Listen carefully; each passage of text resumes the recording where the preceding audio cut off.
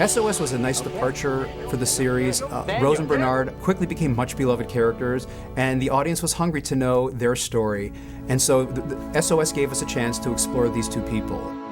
Okay, this is gonna take time. But if this is the thing that gets us off this place, isn't that worth it? Rome wasn't built in a day, you know. No, you don't. Okay, all right, let's get started. Come on. You know, I'm trying so hard throughout this whole episode to get Rose home and to save her and to get us off this island, and I'm moving these rocks and I'm trying to make a big rock sign, and it just goes on and on and on, and I alienate absolutely everybody on the island that tries to help me because I'm such a rotten boss. No, Jen, no, wait.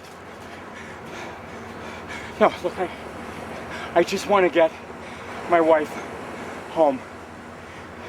Rose. I just want to get Rose home. Sorry. And when we were actually shooting it, we had one little piece left where the camera was up on a crane, and all I had to do was move rocks back and forth. And some of them were fake rocks, which were very easy to lift, and some of them were not. So I start moving rocks, and I'm thinking it's going to take 15 seconds, and I'm moving rocks, and I'm moving rocks, and I'm moving rocks, and I'm moving more rocks, and he's not calling cut. And I'm getting a little annoyed with Eric, with the director, but I'm not going to cut until somebody else cut. So finally, after an endless amount of time where I've gone through all the fake rocks, I'm lifting the real rocks. Now I'm sweating like a pig, I'm exhausted, I'm really crabby. Then I hear this, "Cut!" And I look up, and the entire crew have moved across the road. Everybody's been gone. I was so intent on doing my task that I ignored everything else in the world around me, and they had to yell at me to let me know that they'd all cut, you know, a minute and a half ago. Rose, we just met 5 months ago. But 5 months is long enough. Because I knew after 5 minutes.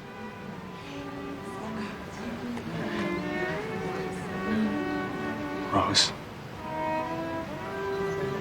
I love you. It's loosely based on events in my life, in my personal life.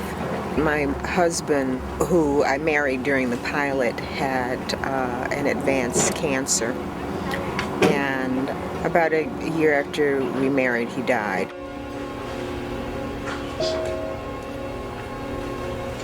I love you. I'm sick, and I'm dying.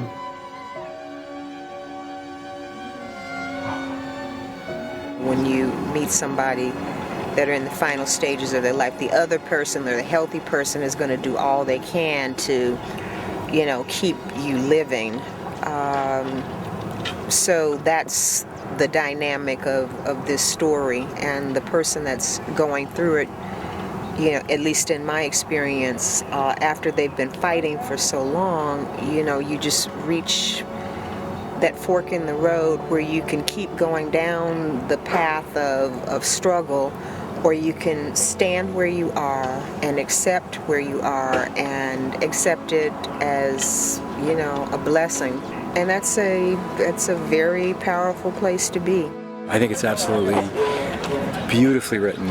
I could barely get through it when I read it by myself, and I thought Leonard and Steve did a great job with this. When I watched the episode with my wife, I wept, and I thought Sam and L. Scott Caldwell did a fantastic job.